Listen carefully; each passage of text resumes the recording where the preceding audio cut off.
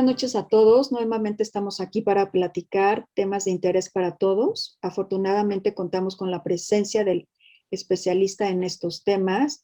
Está con nosotros el doctor Román Villanueva Tostado, quien es egresado de la Universidad Nacional Autónoma de México y que dentro de sus múltiples estudios cuenta con especialidades, maestrías y doctorado en materia fiscal, en finanzas públicas, con una amplia trayectoria en el servicio público, tanto estatal como federal, y muchas otras áreas. Nuestro tema de hoy es cómo gasta nuestro municipio nuestro dinero, ¿no? O en general, la verdad que todos los gobiernos. Y recuerden que primero hablará el doctor, tendremos una conversación y después leeremos sus preguntas. Buenas noches, doctor. Hola. Lo primero que queremos saber es cómo obtiene el municipio el dinero. Él no creo que sea autosuficiente, ¿no? No creo que el gobierno sea el que genere solito los recursos, ¿no es así? Efectivamente, el municipio no tiene una fuente de riqueza ilimitada, siempre va a tener necesidad de acudir con los ciudadanos para obtener los recursos que necesita para hacer frente a sus gastos, y la forma para captar los recursos solamente pueden ser de dos vías: o los obtiene de ingresos propios o los obtiene a través de los ingresos que le puedan aportar la entidad federativa o la federación a través de las participaciones. Los ingresos propios los obtiene a través de la recaudación de sus propios impuestos o contribuciones derivados de la prestación de sus servicios. El principal ingreso que obtiene el municipio lo va a percibir a través del impuesto predial. Es la principal fuente de ingresos que puede tener el municipio para hacer frente a los gastos, y también tenemos la posibilidad de contar con ingresos adicionales que se recaudan a través del Estado o de la Federación, a través de los impuestos, ya sean estatales o los impuestos federales, como es el caso del impuesto sobre la renta o el impuesto al valor agregado. Estos impuestos hacen una gran bolsa, y de la gran bolsa, a través de un esquema de distribución previsto por la Ley de Coordinación Fiscal, se establece a través de un mecanismo en el que se toman en consideración las características que pueda tener la entidad federativa o el municipio. Se determinan la forma en que van a ser repartidas estas participaciones. Repartidas en todos los estados para que nos toque equitativamente a todos, ¿así es? Es equitativamente a todos, pero a través de criterios de distribución. Los criterios de distribución se van a determinar por número de población, por la eficacia en la captación de los ingresos federales, es decir, no va a recaudar lo mismo, por ejemplo, Oaxaca que Nuevo León. El nivel de recaudación en eficiencia va a ser siempre más elevado en el caso de Nuevo León, pero probablemente Oaxaca sí pueda recibir mayores ingresos en participaciones que Nuevo León, porque tiene índices de pobreza más elevados que los que pudiera tener Nuevo León. Entonces, ahí este criterio de distribución viene en un doble sentido. Sí recibe una cantidad importante de recursos Nuevo León por su capacidad de obtener riqueza del cobro del impuesto, pero al mismo tiempo también los recibe muy fuerte Oaxaca, porque tiene índices de pobreza marginal muy elevados que obligan al Estado mexicano a aportar recursos para atender necesidades extremas. O sea, esto es para ir como tratando de quitar esta brecha que hay entre económica, bueno, entre ricos y pobres, se oye muy feo, ¿no? Sí, es el propósito.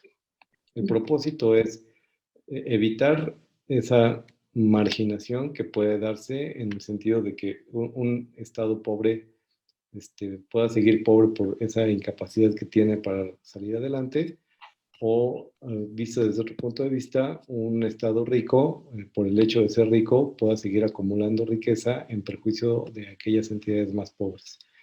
Estos criterios de equilibrio van a ayudar a que las entidades que puedan tener necesidad para obtener o captar mayores recursos, puedan apoyar a aquellas que se encuentran en situación social desfavorable. Ok, se escucha interesante. Entonces, ahora viene esta parte de, recaudan los impuestos a nivel municipal, a nivel estatal es a través de el impuesto predial y el IVA, igual que a nivel federal, ¿así es? Más o menos. A nivel federal son los impuestos federales, a nivel estatal son los impuestos estatales, y a nivel municipal, asimismo los impuestos municipales. La característica es que como el municipio no tiene poder legislativo que le permita crear el impuesto se lo crea el Estado y lo administra y lo recauda el municipio. Si nosotros nos damos cuenta, el impuesto predial es un impuesto establecido en el Código Financiero del Estado de México. Esto implica que es la federación, perdón, es la entidad federativa a través de su poder legislativo el que se encarga de crear el impuesto, pero se lo encarga en su administración al municipio, por un mandato también constitucional. La Constitución señala que para que el municipio sea libre, la primera forma de obtener la libertad es que tenga libre disposición de recursos. Y esa libre disposición de recursos la obtiene a través de la recaudación del impuesto predial. Un municipio rico puede ser, a diferencia de un municipio pobre, lo que lo caracteriza no es su nivel de población o la calidad de población, sino su eficacia en la captación y administración del impuesto predial. Okay. Existen otros impuestos. Hay impuestos, por ejemplo, el impuesto a la tenencia y uso de vehículos, es un impuesto de carácter estatal. Este lo crea y lo administra el Estado, no le tiene que dar participación a la Federación y tiene como propósito hacer frente a gastos públicos de la entidad o del Estado y de sus municipios. Entonces, también es de libre tanto administración como determinación. Nos vamos a encontrar, por ejemplo, que no existe el impuesto de tenencia en Morelos, y eso ha provocado que pues, muchos autos de lujo, cuando tienen la obligación de pagar el impuesto del Estado de México, que sí lo prevé, y no en el Estado de Morelos, pues entonces de repente el Estado, un automóvil que circula principalmente en el Estado de México ya cuenta con placas de Morelos. Sí, mucho. La razón es fiscal. Sí, cada vez se ven más, ¿no? Y la evasión de impuestos se diría que es entonces esto, ¿no? Así es, esos son ingresos que debería captar el Estado, pero fíjense, aquí se da una competencia desleal en la determinación de impuestos que provoca un fenómeno social interesante, ¿no? Porque vamos a tener vehículos que están circulando en una entidad federativa diferente a la que le corresponde, por una medida de carácter impositivo. Ok, ok. ¿Y entonces va a llegar el momento en que eso lo prohíban? O sea... No, ya ocurrió, ya tenemos un antecedente. En México, así se cobraba el impuesto a bebidas alcohólicas y a tabaco.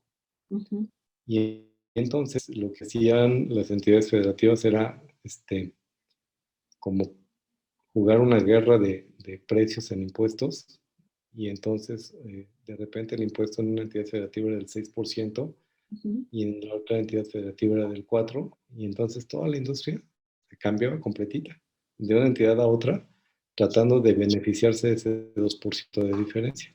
Okay. Para evitar esos problemas, se creó la Ley Especial sobre Producción de Servicios. Y esa ley es una legislación muy parecida al impuesto al valor agregado, que tiene como objeto la captación de los recursos de aquellos bienes o servicios, no, bienes principalmente, bienes o productos que se realizan en cualquier parte de la República Mexicana relacionados con ciertos productos como los tabacos labrados, como las bebidas alcohólicas, las bebidas gaseosas, y ese tipo de productos que requieren de una importación, de un impuesto especial. Estos, para que no se estuvieran peleando las entidades federativas, determinan un impuesto establecido en una ley, la ley del impuesto especial sobre producción de servicios, y entran a la gran bolsa de la recaudación, que junto con el impuesto sobre la renta y el valor agregado, entran para la distribución entre las entidades federativas y los municipios a través de participaciones que les entre la federación. Y así ya no tienen que estarse peleando. Es el mismo impuesto para todos. Ujú, No importa en qué parte de la República se sitúe la empresa, ujú. va a pagar el mismo impuesto, si esté en Guadalajara o esté en Colima o esté en Tamaulipas. Si producen tabaco, van a tener que pagar ese impuesto.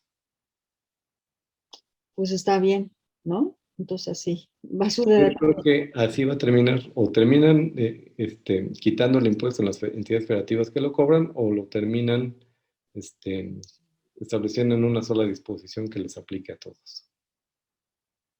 Ok, ¿y qué es mejor?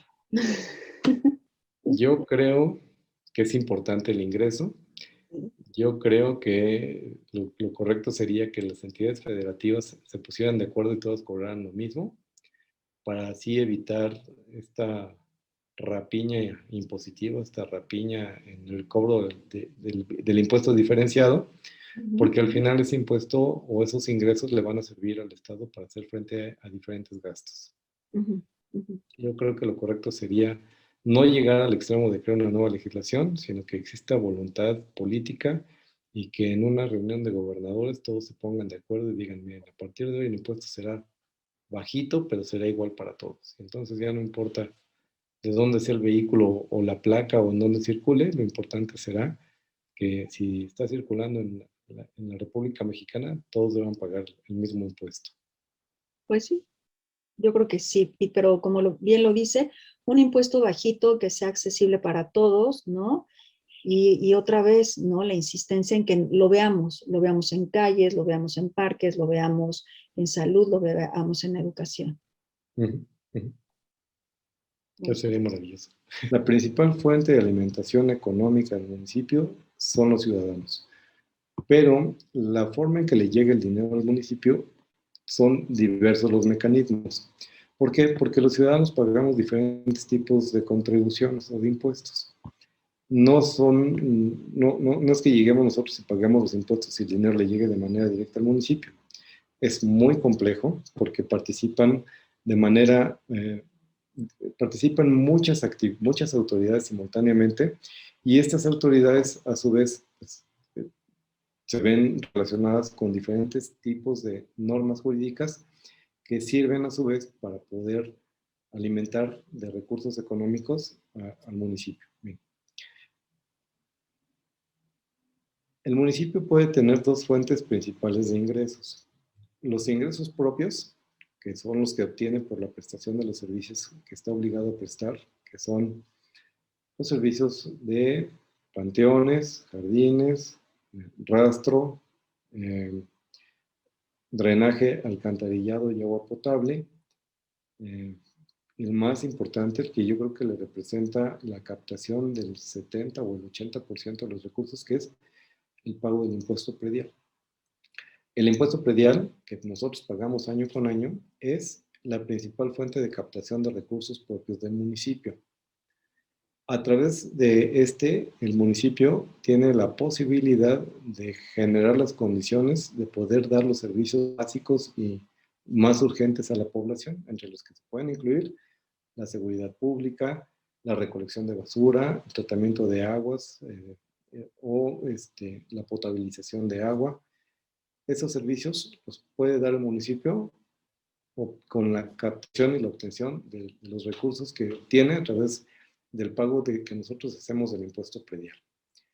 Ahora bien, existen otros tipos de recursos que van a ser obtenidos por el municipio y que provienen de fuentes gubernamentales diferentes al municipio. Esto es, participaciones que son federales entregadas por conducto de la entidad federativa, por ejemplo. Yo vivo en San Mateo Atenco, en el municipio de San Mateo Atenco. San Mateo Atenco depende jurisdiccionalmente o territorialmente del Estado de México, y a su vez pues forma parte de la República Mexicana. Estos son los tres niveles de gobierno que administrativamente conocemos como una división territorial de competencia que va de arriba hacia abajo, federación, estados y municipios, o de abajo hacia arriba, municipio, estado y federación. Sí. Digamos que es un gran pastel y en ese pastel vamos colocando los diferentes puntitos que van a determinar esta esfera territorial de competencia. Ujú. ¿Cómo le hace llegar la federación al municipio los recursos que le corresponden? O A sea, través nosotros al pagar nuestro impuesto predial ya estamos ingresando dinero a nuestro municipio. a nuestro municipio. Esa es Ujú. la principal fuente de captación de ingresos del municipio, Ok, ajá, pero no es la única fuente de recaudación del municipio.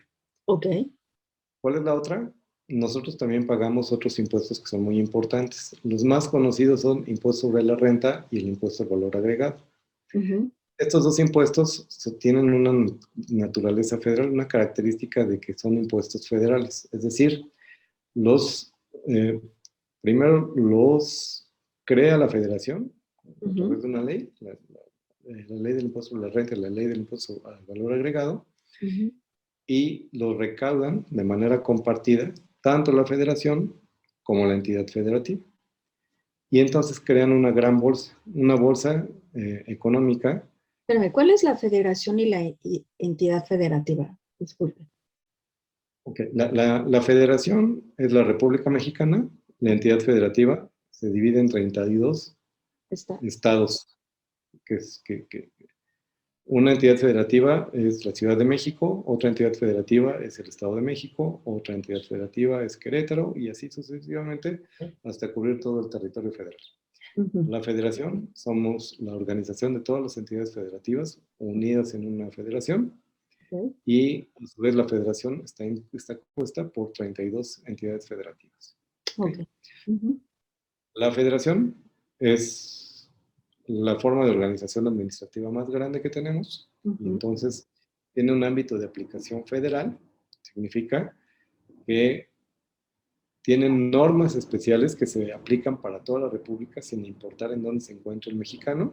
ujú, Digamos que el impuesto sobre la renta, por ejemplo, por dar un ejemplo más claro, es un impuesto federal porque no importa que yo esté viviendo en Chetumal o que viva yo en Chihuahua, yo al ser mexicano tengo la obligación de pagar un impuesto por los ingresos que obtengo y ujú, ese ingreso es de carácter federal. ok. No los va a obtener Chihuahua, no los va a obtener Chetumal, Ujú, ese pasan a formar parte de una gran bolsa económica ujú, que va a administrar y va a recibir primero la federación. La federación la organiza y la distribuye a través de una ley que se llama Ley de Coordinación Fiscal. ujú, Esta ley lo que pretende es establecer los mecanismos que le van a permitir a la federación captar ese dinero de estos dos principales impuestos. ujú, Digo, hay otros impuestos relacionados como el impuesto especial de producción y servicios que también captan dinero para esa gran bolsa. ujú. Pero digamos que todos los impuestos federales pasan a una gran bolsa y la federación se encarga de captarlos y a través de reglas econométricas en la que se determina diferencia entre eh, eficiencia de recaudación, número de población y necesidades sociales, se va a determinar cómo se distribuye entre las 32 entidades federativas. ¿Qué es lo que se busca con esa distribución? Un equilibrio entre estados ricos y entre estados pobres. Ok. Si ustedes se acuerdan, una de las principales quejas de entidades federativas como Nuevo León es que se sienten que ellos aportan mucho a la federación y que reciben muy poco de participación, porque digamos que por cada peso que ellos aportan en el pago de impuestos, Ujú, solamente reciben 60 centavos, porque los otros 40 centavos terminan en entidades como Oaxaca o Guerrero, que no aportan, según ellos, en su concepto, que lo único que le aportan a la federación son pobres. Entonces, en el sentido de, bueno, si yo soy el que produce el dinero, ¿por qué no me das a mí el dinero? Y se claro, lo tienes que dar a una entidad federativa de sí. lo que está produciendo riqueza, pero sí te genera muchos gastos, ¿no? Ok. Ese es un tema de discusión que ha estado desde hace muchos años en el tema de la agenda de los gobernadores, y es un tema que pues, más entra en el ámbito del conflicto político, porque Ujú. al final tiene que ver con un tema de equidad y de justicia social, ¿no? El tema es, pues no te puedo dar a ti todos los recursos y todos los ingresos, por mucho que los aportes, porque al final todos formamos parte de una república mexicana, todos somos mexicanos y todos necesitamos el De- apoyo de... ¿no? Entonces, ¿cómo le llegan a su vez estos recursos a los... Perdón. Y en el caso del impuesto de la productividad de la erogación, que es estatal y que cada estado de la República tiene determinados porcentajes de cobro, hay unos que no lo tienen, el caso del pago de las erogaciones, ¿cómo se distribuye? ¿Se queda el 100% al Estado o también se va a la Federación? Ese se queda 100% al Estado, y el Estado a su vez hace una bolsa más pequeña y lo distribuye hacia los municipios que así lo requieren. Esos Ok. impuestos locales son impuestos estatales, cada entidad federativa, como bien lo señala, no todas las entidades federativas lo tienen considerado.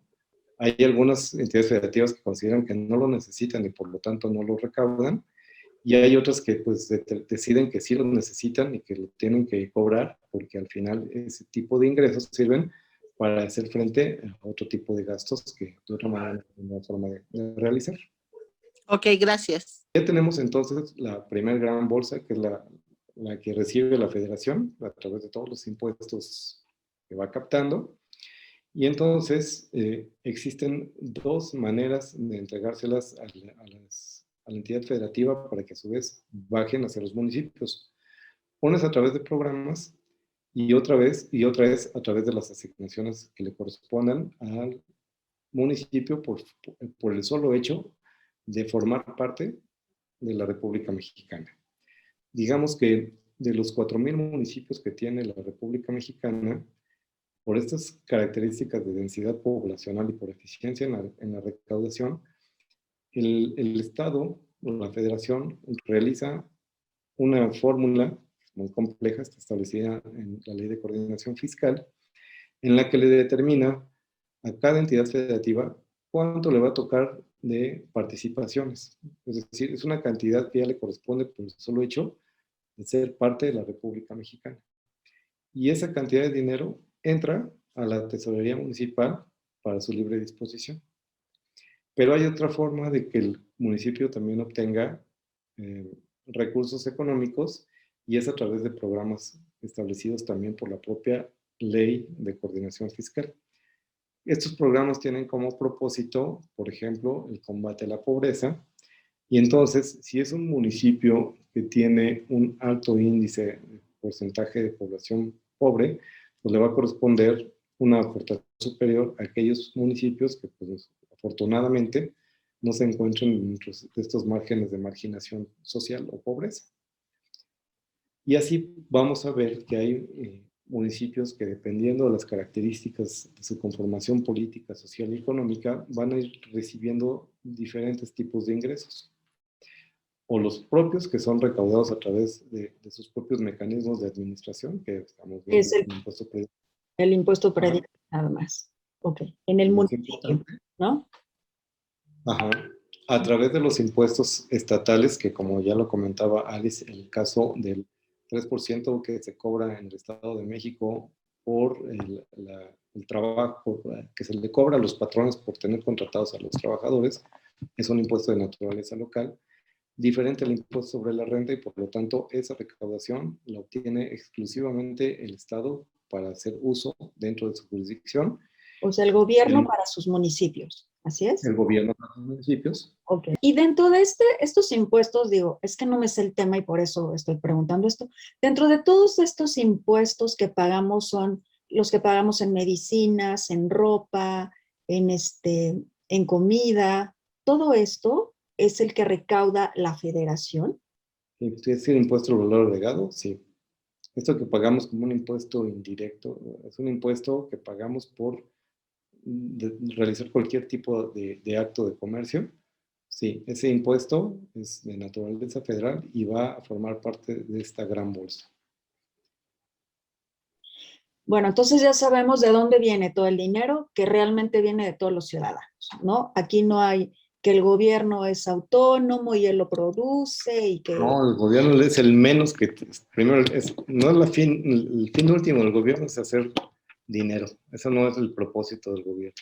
El gobierno es una parte administrativa que tiene como propósito generar las condiciones para que todos podamos vivir en paz y en sociedad. Ok, entonces todos queremos saber cómo gastan nuestro dinero, ¿no? Porque es el dinero de todos los ciudadanos. Perfecto. Una vez que ya comprendimos entonces cómo ingresa el dinero, pues corresponde ahora saber cómo es que se las ingenia el Estado para poder gastarlo. Y es bien interesante y es un aspecto entre político, jurídico y económico de una naturaleza muy, muy relevante. Primero, porque tiene que ver con un documento que se genera a nivel federal, a nivel estatal, y que el municipio también tiene la obligación de crear, que es el presupuesto. Es un presupuesto de egresos, es un documento jurídico creado por los órganos. ¿Se acuerdan que en la plática anterior hablamos del Poder Ejecutivo, Legislativo y Judicial? El Poder Legislativo es el encargado de hacer el análisis de la proyección de recursos que puede obtener el Estado, que la Ajá. tiene de un análisis histórico de cómo se comportó en ejercicios anteriores, entonces ya sabe más o menos cuánto ingreso, cuánto dinero puede obtener, y con base en el dinero que pueda obtener, ellos tienen que hacer, como ocurre en cualquier hogar, Sí. un análisis presupuestal o de cómo es que yo voy a poder aprovechar el dinero del cual dispongo para hacer los diferentes gastos que tengo necesidad de realizar. Por eso es la importancia ahorita, bueno, me voy a meter un poco en las votaciones, que es el tema, ¿no? Por eso es la importancia ahorita de que haya esta eh, equidad o equilibrio en cuanto en el poder legislativo para que haya un presupuesto parejo para todo, o sea, ¿sí me explico? Sí, entiendo el punto. La importancia de las elecciones radicaría en que el equilibrio de poderes se da Sí, cuando el poder legislativo sí, no depende del ejecutivo. ok, En México todavía no hemos creado las instituciones políticas que nos permitan garantizar la independencia del poder legislativo respecto del poder ejecutivo. Y quiero ser muy respetuoso en este sentido, ok, porque sí, en la Constitución está muy claramente definido que la república es una república representativa, democrática, popular, dividida en los poderes ejecutivo, legislativo y judicial, ujú, y prohíbe el ejercicio del poder o la concentración del poder en una sola persona. Eso dice la Constitución.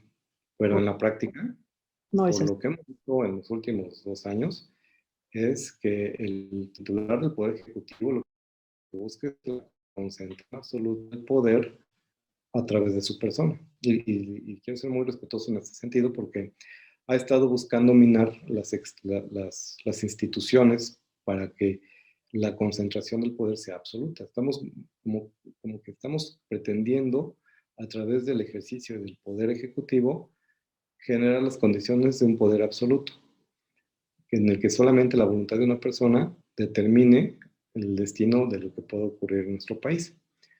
Ok. ¿Cómo lo quieren llevar a cabo? Pues a través de tener la representación absoluta en la Cámara de Diputados. En el poder legislativo en el que nos estaba diciendo que es el que se encarga de hacer todos estos presupuestos y saber hacia dónde se tienen que dirigir para el bien de toda la República, de todas las federaciones. La parte más importante es, si queremos tener un gobierno democrático, nosotros como ciudadanos tenemos que buscar la manera Sí, de que el Poder Ejecutivo, el Legislativo y el Judicial sean contrapesos entre ellos. Es decir, que tengan la autonomía y la capacidad de poder poner frenos a los excesos de poder de los otros dos poderes. Y que hagan buen uso de nuestro dinero, o sea, que lo ocupen para lo que es. ¿Para qué es nuestro dinero? ¿En qué lo tienen que ocupar?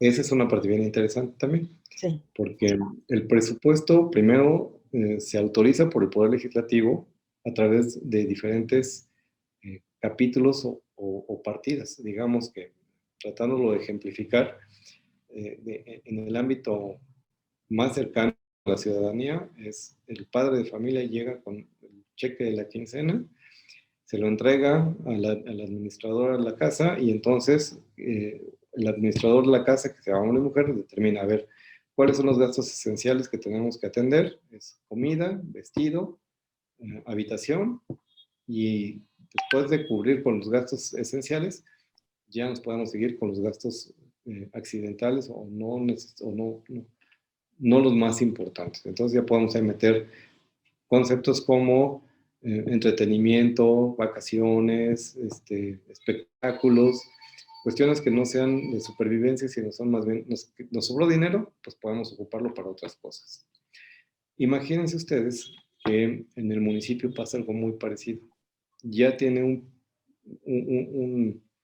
un esquema de cuál es el presupuesto que tiene que gastar, y entonces el Cabildo, que es el que hace las veces del Poder Legislativo en el Estado y en la Federación, tiene que determinar y resolver cómo lo va a gastar. Y lo va a gastar a través de diferentes partidos y diferentes capítulos. Es decir, tiene que separar lo que le va a costar sueldos y salarios, lo que le va a costar pagar prestación de servicios, lo que le va a costar pagar papelería, toner, lápices, clips, equipos de cómputo, patrullas, Camiones tiene que ir y todo esto.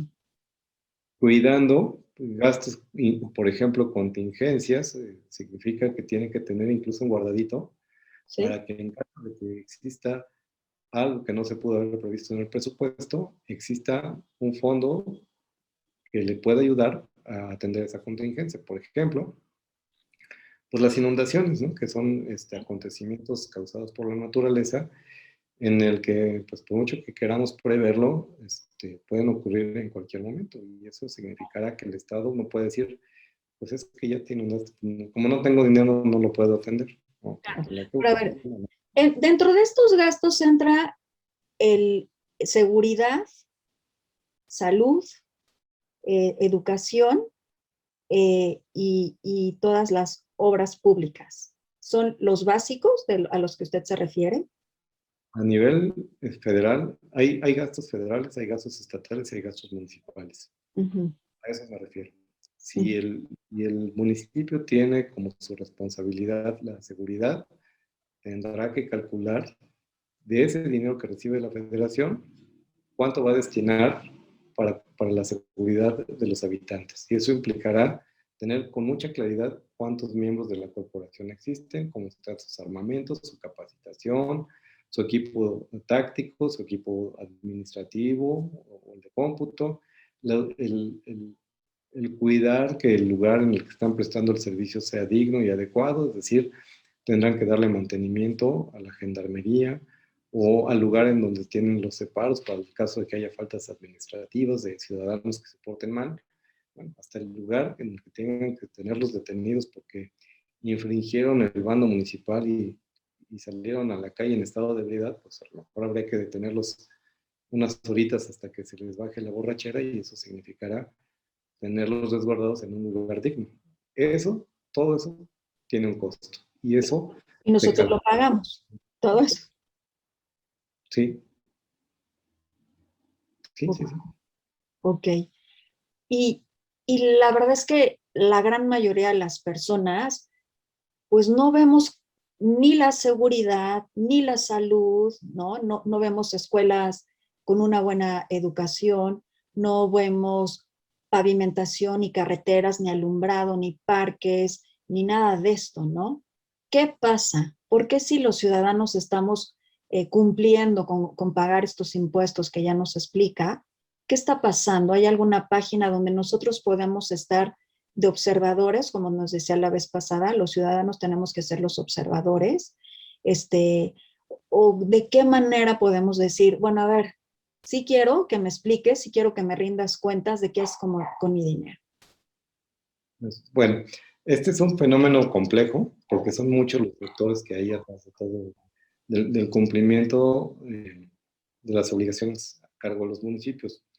En principio diría que el principal problema al que se enfrenta el municipio es que pues no todos los ciudadanos son ejemplares. Es decir, si nosotros hiciéramos un análisis de los que están obligados a pagar el impuesto y los que en realidad lo pagan, nos daremos cuenta de que a veces el municipio hace milagros con los recursos con los que dispone de su propia cuenta. Otro problema al que enfrenta el municipio es que cuando los recursos federales están etiquetados, y por etiquetado significa que han sido destinados para un programa específico, con reglas de operación específica y con un destinatario específico, el municipio ya no puede utilizarlos, porque si los utiliza, entraría en un delito que es desviación de recursos. Por ejemplo, esos programas que tienen que ver con becas o con pago de pensiones para adultos, El supuestamente bienestar social. el bienestar social, son recursos etiquetados y esos no son de libre disposición de los municipios. De hecho, ahora ni siquiera los administra el municipio. Antes sí bajaban a través del municipio y el municipio determinaba a quién le hacía falta y entonces el municipio se los iba y se los entregaba a la puerta. Ahora están todos concentrados en la federación y es la federación la que manda a los siervos de la nación para identificar quién los necesita y se los entrega, yo creo que de manera no muy transparente porque no existen reglas de operación que antes existían, y eso va a determinar que pues no sabemos en realidad cómo se están ejerciendo los recursos. Una de las características más importantes que debe tener el presupuesto es que tendríamos que tener los ciudadanos la posibilidad de poder obtener información que nos ayude a verificar la transparencia en el manejo de los recursos. Tu pregunta, Oli, era muy importante, como lo entendí, es qué pasa si yo pago mis impuestos y no lo estoy viendo reflejado en servicios. La primera respuesta, primero habría que ver si efectivamente los ciudadanos estamos cumpliendo con la obligación en el pago de los impuestos, como para poder verificar si efectivamente el municipio tiene los ingresos para poder hacer frente a sus obligaciones. Porque a veces, y no digo que sea la generalidad, pero lo que sí he notado es que en ocasiones el municipio se está tronando los dedos porque a veces no le alcanzan ni siquiera para pagar la nómina. Y la nómina significa pagarle a toda la fuerza administrativa que ayuda a la prestación de los servicios, pero a veces los recursos que obtiene son tan limitados o van llegando de manera tan diversa, tan dispersa, que en ocasiones tiene que tomar la decisión de o le pago a los trabajadores o pavimento una calle. Y entonces ahí, en este problema, en el que muchas veces se enfrenta el municipio, pues siempre va a optar por el daño menor, y es evidentemente cubrir a los trabajadores que necesitan llevar dinero a su hogar, ¿no? Oiga, yo no me quiero ir como tan justificando, ¿no?, a las personas que no pagan impuestos, pero la verdad yo he oído muchísimas veces que la gente dice, como, ¿para qué pago si ni los usa?, ¿no? Y es como un juego de dos, ¿no? Porque sí, lamentablemente vemos a políticos, no a todos, o a trabajadores públicos, pues enriquecerse de la noche a la mañana, y eso es muy triste, ¿no? Y entonces, al saber aquí que realmente somos los ciudadanos los que movemos todo esto del dinero, pues nos da muchísimo coraje. A mí en lo personal me pasó que en el libramiento que lo acababan de abrir, tenían grava tirada, me patino, no le di a ningún coche, gracias a Dios, ni todo, pero rompo la banqueta y me iban a llevar al ministerio por haber roto la banqueta, ¿no? Y yo estaba enojadísima porque nadie se preocupó. El señor está bien, qué bueno que no chocó contra nadie, pero sí, pues tuve que pagar la banqueta. híjole, la verdad que me indignó porque sí he caído en baches, sí he tronado llantas, sí me he echado rines, ¿no? Sobre todo ahorita en lluvias. Y creo que lo que todo mundo queremos saber es cómo sí lograr que mis impuestos yo los vea como otros países, ¿no? En pavimentación, me acuerdo que, bueno, lamentablemente ahora en Metepec con una lluvia atípica, se inundó, se cayeron bardas, flotaron coches, o sea, estuvo bastante feo, de verdad, ¿no? A mí me pasó una ocasión quedarme ahí también varada. Y ver en McAllen una vez una lluvia igual, horrible, y ver el agua hermosa cómo se iba por las alcantarillas, ¿no? O sea, cómo llegar a ahí, ciudadano y gobierno, a de veras hacer cumplir pues, sus deberes, ¿no? Si hay una Yo forma. creo que ¿No? sí hay manera, creo que estamos transitando poco a poco a través de la creación de las instituciones impulsadas por la ciudadanía. Una institución que ahorita creo que ha estado un poco desgastada, como muchas otras que han querido ser desgastadas desde el punto de vista de la óptica particular del presidente de la República, es el Instituto de Transparencia y Acceso a la Información Pública. Este es un ente autónomo del gobierno federal que lo que busca es transparentar el ejercicio de los gastos que realiza el Estado. Ahorita es muy incómodo, evidentemente, para el presidente de la República porque pues, siempre es un organismo que se va a encargar de solicitar que se rindan cuentas a los ciudadanos. ¿Cómo opera? Yo tengo, como ciudadano, me entero de que van a hacer una vialidad cerca de mi domicilio y quiero saber cómo se va a hacer, con qué presupuesto se va a realizar, en qué tiempo se va a llevar a cabo, quiénes son las personas encargadas de su realización y cuál va a ser el costo de la obra. Antes eso era impensable. Eso no existía con anterioridad.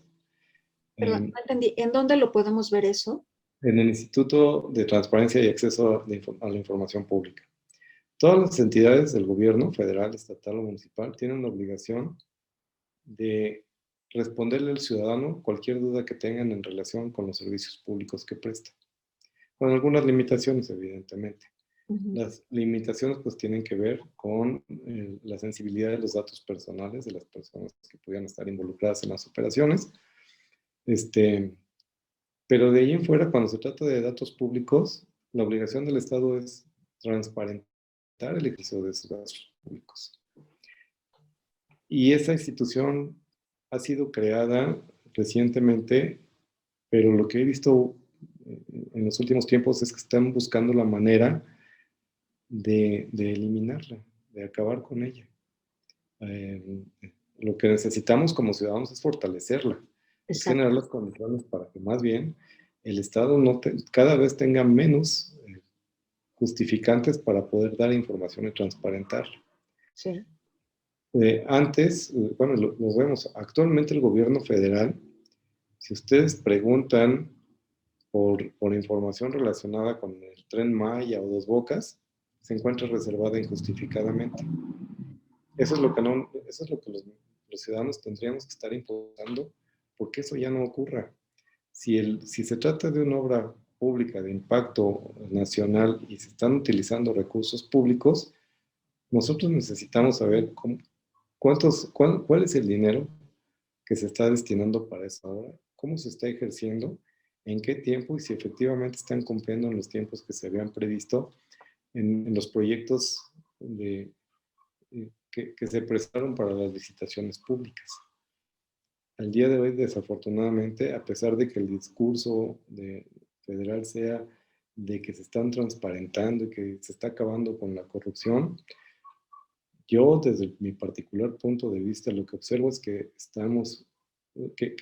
que las instituciones no les están permitiendo realizar su trabajo y corremos el riesgo de que esa información se pueda desaparecer o no dar a conocer al público. Y eso sería muy grave, porque entonces, lejos de fortalecer la democracia, estaríamos ya en presencia de actos autoritarios y de ejercicio indebido de poder. Exactamente. Leí en un libro y me encantó esto en donde dice, en los países ricos o más avanzados, normalmente sus gobiernos no detienen a los ciudadanos ni los hostigan arbitrariamente. Al contrario, les proporciona servicios que incluyan educación, atención sanitaria, carreteras, ley y orden, o sea, Estado de Derecho. También hay que señalar que los ciudadanos votan las elecciones y tienen cierta voz en la dirección política que toman sus países.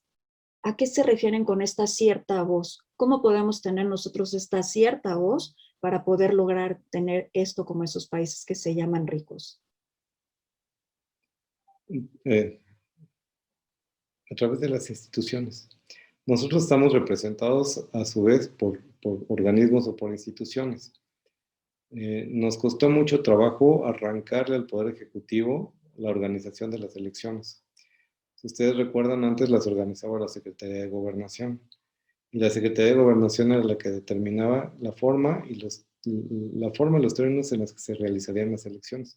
Organizaba al país en jurisdicciones y en territorios, en distritos electorales, imprimía las boletas electorales, él mismo las entregaba, él mismo las recogía. Es más, yo sabía de ciudadanos que no iban a votar porque sabían que su voto era inútil, porque ya estaba organizado desde el interior del gobierno la elección. Con el impulso y la voz de los ciudadanos, se le empezaron a establecer límites al poder del Estado. ¿Cuál fue el primer límite que le pusieron? Las elecciones las organizamos los ciudadanos, y para eso vamos a crear un instituto electoral. Y este instituto electoral va a tener las bases y organización creada por ciudadanos, y el Estado no va a poder tener injerencia respecto a las actividades que se desarrollen ahí. Si ustedes se dan cuenta, ahora, sin aún haber desarrollado ningún tipo de elección, ya están siendo impugnadas por el titular del Poder Ejecutivo. Y ahí me parece algo que no es lógico. Para poder impugnar una elección, primero tendríamos que ver el resultado de la elección, ¿no? Los que hemos tenido oportunidad de participar, ya sea como votantes o como funcionarios de casilla, nos daremos cuenta que el instituto ha hecho un muy buen trabajo, que probablemente le asiste la razón al Ejecutivo en decir que es un instituto muy caro, pero es muy caro porque nos garantiza que la participación ciudadana es la que sostiene los pilares de la democracia en México. Porque son los ciudadanos y no los servidores públicos los que participan en las casillas, y son los ciudadanos los que se encargan de recabar los votos, de depositarlos en una urna, bueno, de cuidar las urnas, proteger la información y entregarla para que al final en el conteo se determine el ganador. Claro. Aquí nos comentan que, como se comentó en la plática, igual, evadimos impuestos por ver que no se aplican como se debe. Y sí, de verdad, sí es muy triste eso, ¿no? Además, también leía que nuestras instituciones están profundamente arraigadas en el pasado, o sea, desde la independencia, desde la revolución, o sea, eso me impresionó, ¿no? Cuando una sociedad se organiza de una forma concreta, esta tiende a persistir, o sea, seguimos trayendo esta forma o esta manera de gobernarse desde entonces, ¿no? Yo creo que por eso siempre escucho esto de, no, hombre, esto no va a cambiar, México va a ser siempre igual, no vale la pena, ¿para qué haces todo esto? Ni hagas coraje, ni creas, eres ilusa, ¿no? Todas estas cosas, ¿no? Pero yo creo que persistir no quiere decir que es para siempre, ¿no? Por eso es que o sea, yo insisto, y las personas que están aquí, en esta manera de los ciudadanos, ¿qué podemos hacer? Ya sé que a través de las instituciones, pero a veces sentimos que las instituciones no nos escuchan y nos cierran la puerta, ¿no? Y que es a través del voto también. Entonces, esta participación ciudadana, yo sigo insistiendo y sigo invitando a todos a que no quitemos el dedo del renglón, ¿no? A que nos informemos, a que nos acerquemos a personas como usted para aprender, ¿no? Yo creo. El impulso ciudadano se da con participación. Si nos quedamos sentados como espectadores para ver cómo reacciona el Estado, el poder es una droga muy eficaz y la persona que recibe el poder lo que siempre quiere es tener más. Por más que lo lleven a ocupar esas posiciones, ideas de, no, yo soy diferente, yo no voy a hacer lo mismo que los anteriores, lo que nos vamos dando cuenta es que terminan siendo iguales o peores. Y lo único que va cambiando son los titulares de los partidos políticos, pero las prácticas siguen siendo las mismas y a lo mejor van empeorando. Nos corresponde a los ciudadanos ir viendo cuáles son esas instituciones que sí están funcionando y generar las condiciones para fortalecerlas, para hacer de las instituciones, aquellas que están funcionando, hacerlas cada vez con estructuras más eficaces, más eficientes, a través de experiencias quizá obtenidas de otros países, y aquellas que no estén funcionando por obsoletas o porque dejaron de cumplir con su objetivo o para el cual fueron creadas, pues generar las condiciones para también transformarlas en instituciones útiles. Nosotros como ciudadanos tendríamos que estar volcados a generar las condiciones de recuperación de valores que en la sociedad mexicana creo que se han ido perdiendo rápidamente.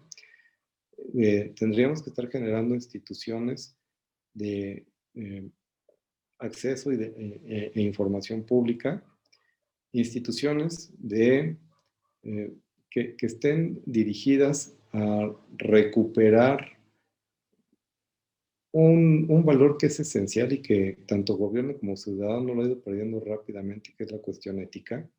Esa ética que nos lleva a pensar entre poder diferenciar entre lo que está bien y está mal y tener la capacidad de estar dispuestos a no obtener un beneficio indebido, sabedor que ese beneficio nos puede traer un perjuicio a mediano o largo plazo.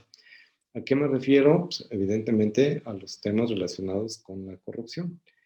En la corrupción siempre yo he insistido en que participan dos. Sí. No hay sociedad, no es que sea la sociedad corrupta y no es que sea la autoridad corrupta.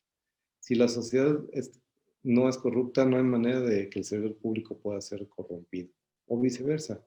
Se Si el necesita del servidor ciudadano público, y del servidor público, ¿no? efectivamente, con una persona no puede haber corrupción. Claro, si nosotros seguimos dando mordidas y seguimos, ándale para que salga mi trámite, bueno, cóbrame menos predial, o sea, todo esto, pues entonces la corrupción sigue. Y sí, qué bueno que lo está diciendo porque es real.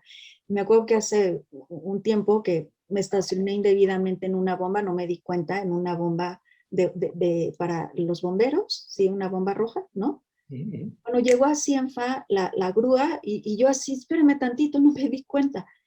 Y le juro que yo iba llorando en mi coche así del miedo porque fue en la Ciudad de México, no sabía andar ni nada. Estaba en un barrio medio feo, yo salí, le hablé a Alejandro, por favor ayúdame, dime dónde estoy. Me ayudó a salir y todo.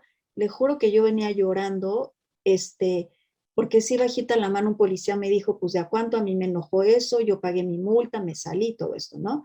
Y la verdad es que yo venía diciendo, es cierto, yo sí me paro en doble fila, yo sí he dado mordidas, yo sí soy parte de la corrupción, ¿no?